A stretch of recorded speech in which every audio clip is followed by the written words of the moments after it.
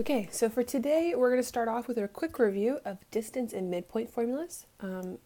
This lesson, first one, is going to be on 9.1. All right, so distance formula. Distance formula is used to find the distance between 2 points. Okay, and it is equal to the square root of x2 minus x1 quantity squared plus y2 minus y1 quantity squared. Now, remember with distance formula, it's similar to slope. So you have your 2 points. The first one can be x1, y1, and then the second one has to be x2, y2. So make sure you match up. If you chose the second point to have the y2, then that second point must also have x2. It can't have x1, x2. Okay? For the midpoint formula, it is m equals the Cartesian point, okay, x1 plus x2 over 2 for the x coordinate, okay, and y1 plus y2 over 2 for the y coordinate. Now, I'm stressing that this is a point, okay, midpoint formula. So your answer should be in the form of a point, namely some x and some y with parentheses around it, okay? Notice parentheses. If you instead give me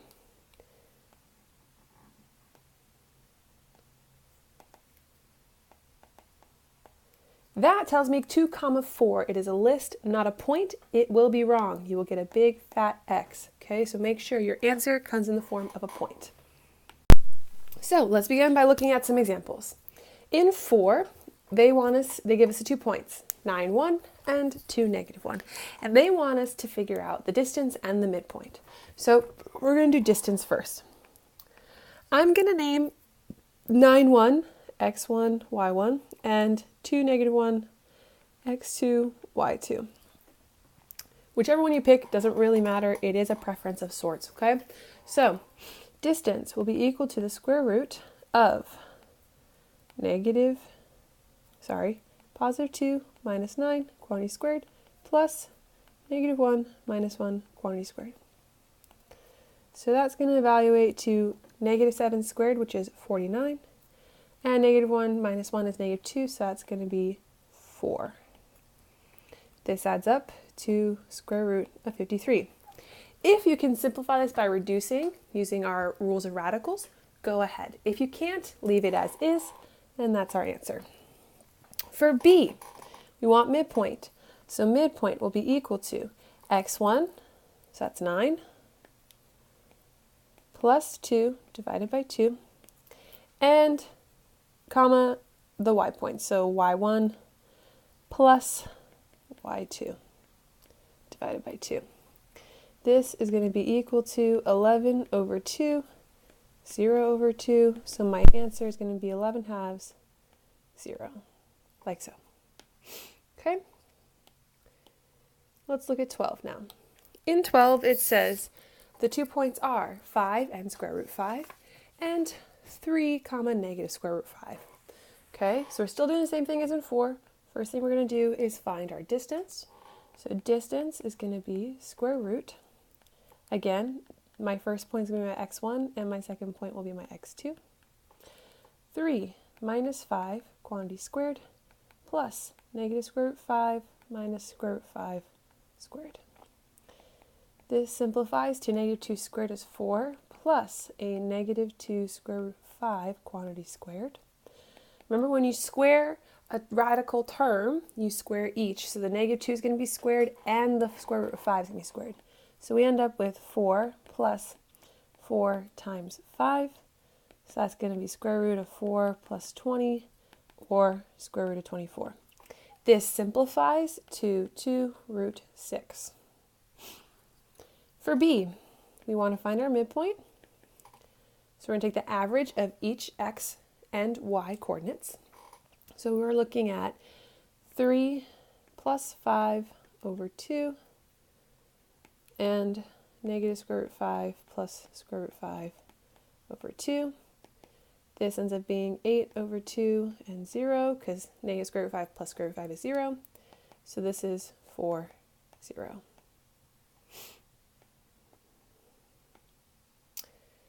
For 18, we no longer have numbers. We are now given letters, okay? So, but what we do is exactly the same. So for A, we want distance.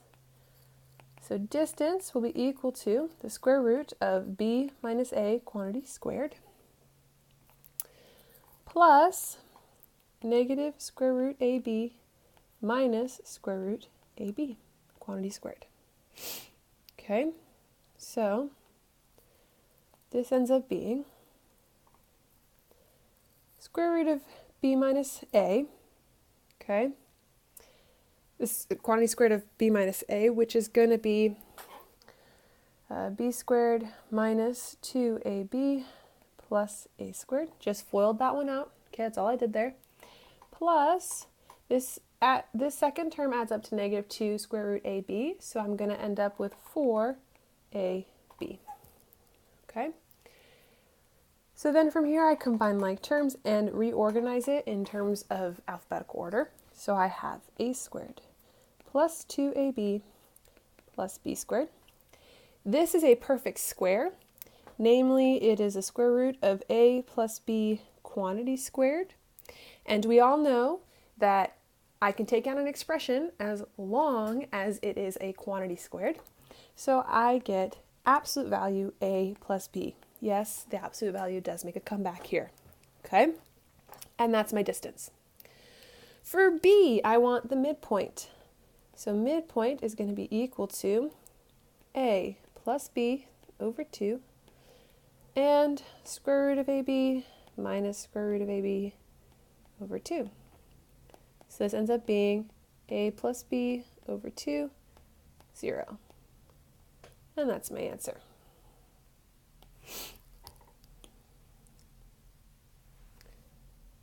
Now let's look at some other ways of seeing midpoint and distance. Okay, so we start off by looking at 24. In 24, it says that we're given the point 0, 0, and then we're given the midpoint HK. What we want to find is the other endpoint of that line. So to give you a context for it, we have some sort of segment, okay, between 2 points. They gave us P, they gave us the midpoint, and they want us to find that last piece at the end, okay? So the way to do this is to set the midpoint that we have, HK, equal to the formula for midpoint. So remember, formula for midpoint is M equals x1 plus x2 over 2 and y1 plus y2 over 2. So M in this case is going to be HK, and my x1 is 0, and my y1 is 0. And from here, we solve for each point separately. So we're going to solve the x-coordinates, and then we're going to solve the y-coordinates. So the x-coordinate is h, and it has to be equal to 0 plus x1 over 2. So we get that 2h is equal to x1. Then, x2. Then we set k, which is our y-coordinate, equal to our midpoint formula for y-coordinate. So that's 0 plus y2 over 2, so 2k must be equal to y2. So the point we're looking for is 2h, 2k. And that's our answer. Okay, now we're going to look at word problems. All right? And in these word problems, they give us the point A and B. Okay? And what they want to figure out is find a perpendicular bisector that cuts these 2 points in half, okay? So we have a segment with AB, and we want a perpendicular bisector that's going to cut it in half. So, first step is find slope. Sorry, not slope, find midpoint. And the way to do that is to fill in the formula. We have 2 points, so we can find the midpoint between them. So M is going to be equal to 2 minus 2 over 2 and 1 plus 3 over 2. So this is going to be 0, 2. So our midpoint is 0, 2. Then we need to figure out the slope. And the reason why we want to find slope is because if it's going to be a perpendicular bisector, it's going to have the opposite slope, the negative reciprocal slope of our current slope with AB. So find the slope. M is rise over run. So y2 minus y1 over x2 minus x1. So it's going to be 3 minus 1 over negative 2 minus 2. So this is 2 over negative 4, so this is negative 1/2. Now that I have a slope, remind yourselves, if you look at the notes real quick, I tell you that perpendicular bisector cuts a line segment into equal parts at 90 degrees. What it also means that if it's perpendicular, it has to have a perpendicular slope. And we know that a perpendicular slope is the negative reciprocal of M. So our perpendicular slope, notated M and then little t, okay, is going to be 2. Now that I have my slope, I can find the line. Now you're probably asking, well, how do you find the line without a point? What we're going to use to find the point is the midpoint from part 1. So our line is going to be y equals 2x plus b, and then we're going to plug in midpoint to find b. So we now have 2 equals 0 plus b. B is 2.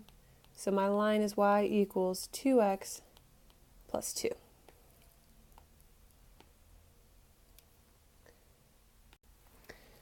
Now you're probably asking yourself, or saying to yourself at this point anyways, that was a very long way to solve that problem. And you're right, okay? So in this one, number 4, I'm doing the exact same thing. I want to find a perpendicular bisector given 2 points, okay? But this time I'm going to do it in a different method. So for 4, my points are still A and B. They're just different points, all right? And a nice facet of perpendicular bisectors is that any point on the bisector has to be equidistant from A to B. Equidistant means equally distance. That's what that means. It means it has an equal distance from each side, okay? So we have our segment, like so, A, B. And we want that line segment there in the middle, okay? And what it's saying is that the distance between, saying that's the middle, right? This distance is the same as this distance.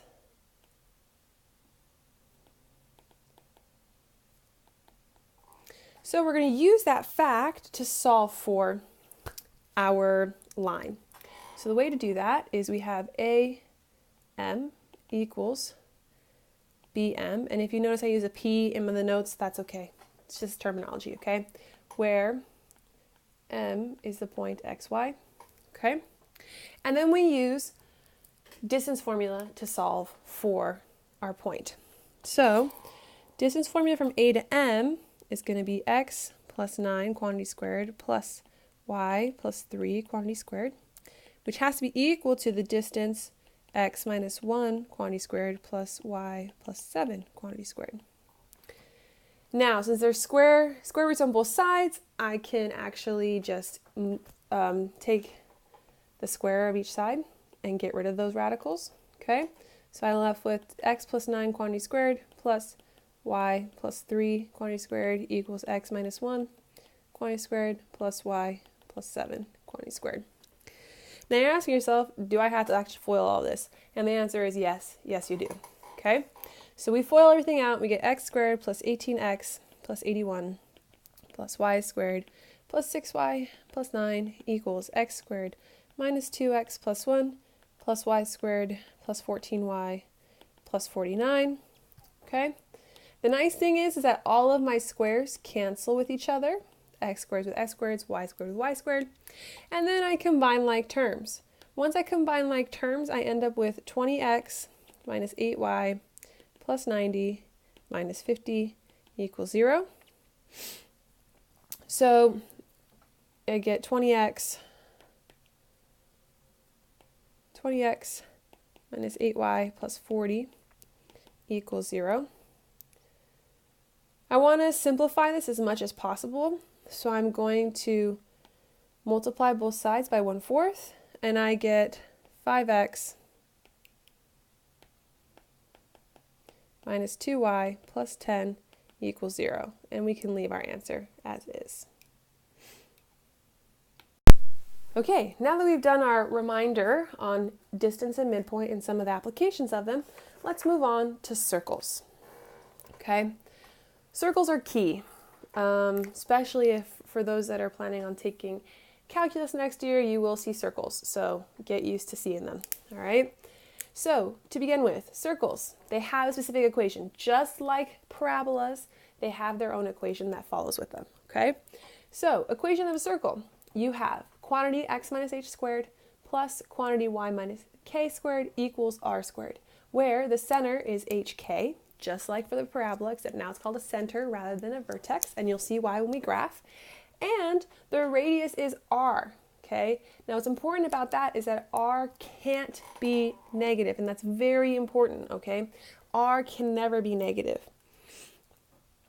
And that's because circles, if radius is a length in a circle, right? And if we are allowing that to be negative, it's no longer a length. Remember, length can't be negative. So let's look at 6. In 6, they give us the center and they give us the radius. And they want us to find the equation of the circle that fits those two things. So all we're going to do is we're going to plug in our givens into our standard equation. So if my x value, so this is my h here, -4, and my k is -2. So I get x minus a -4 quantity squared plus y minus a -2 quantity squared equals, my radius is 10 squared. So my standard equation is x plus 4 squared plus y plus 2 squared equals 100. And that's it. That's all you're doing in 6, okay? In 14, we're given the equation of a circle, and they want us to graph it this time, okay? So, first thing we got to do is figure out our center and our radius. Those are the two most key things to do with our circle. So, my center, looking at this, if I'm looking at my x term, it's just x squared. So that means that my h will be 0, okay? And then looking at my y term, I've got y plus 6 quantity squared. So using what we just did in the last example, k must be -6. And then radius squared is equal to 4. So we can solve for r by taking the square root of both sides and disregarding the negative value. So my r is 2, my h is 0, and my k is -6. So my center is 0, -6, and my radius is 2. So what I'm going to do is I'm going to plot my center first. I'm going to go down, start at 0, don't move anywhere left or right because 0 is my center for the x-coordinate, and then go down 6. So 0, -6, that's my center right there, okay? And then my radius is 2. The easiest way to graph a circle is to plot the center first, and then mark the radius's distance from the center, okay? So my radius is 2, I'm going to move up 2 units, to the left 2 units from this center, down 2 units from the center, and to the right 2 units from the center. And if you notice, I draw little tick marks. That's going to help me curve my circle a little better because we don't want it to look like an egg. We don't want it to look like an oval. We don't want it to look all boxy. We want it to look like a circle, okay? And then I just connect my little hash marks. And the reason why it's important that it looks like a circle is because later on we're going to learn other conics that are similar to a circle, and we want to be able to tell the difference between them all.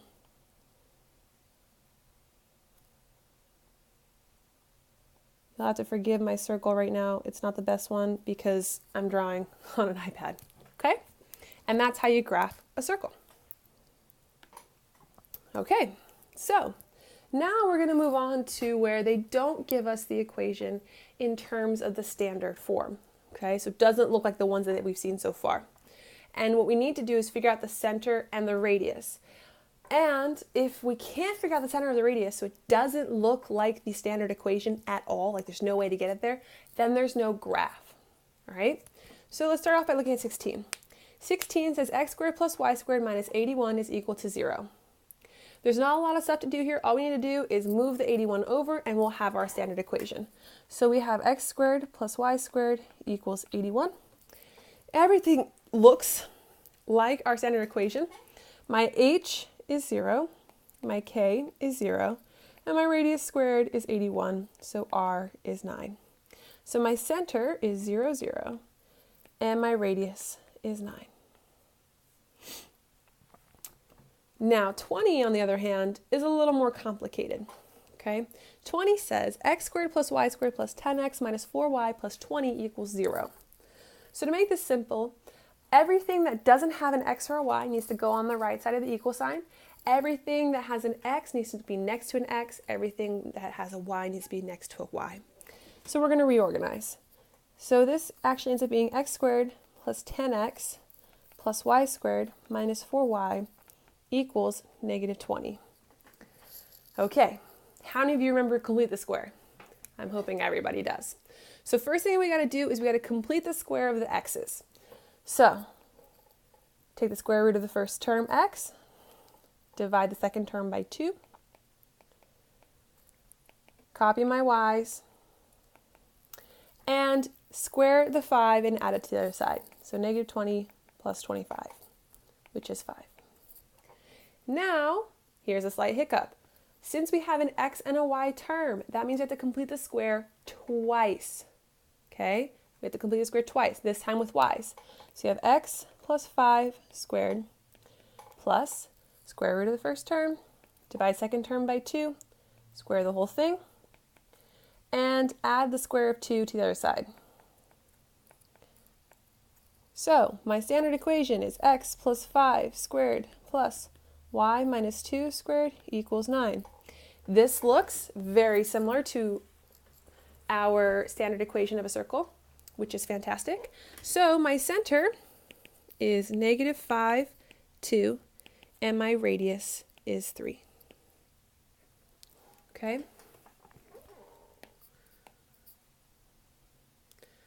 So if you happen to be looking at the notes on 20, I did the complete the square twice at the same time, which is allowable if you can handle that. If you can't, break it up like I just did here. Okay, last problem. We made it to the home stretch, guys. So 24 says x squared plus y squared minus 5y plus 4 is equal to 0. So first thing we got to do is get everything without an x or a y onto the right side, and then get everything with a y together and everything with an x together. So I've got x squared plus y squared minus 5y equals negative 4. From here, I look at my x terms and see that it's actually already in standard form, right? Because there's no there's no x to the degree of 1. So I'm done with that. I don't have to complete the square there. For the second one, y, I have to complete the square because I've got a y squared and a y.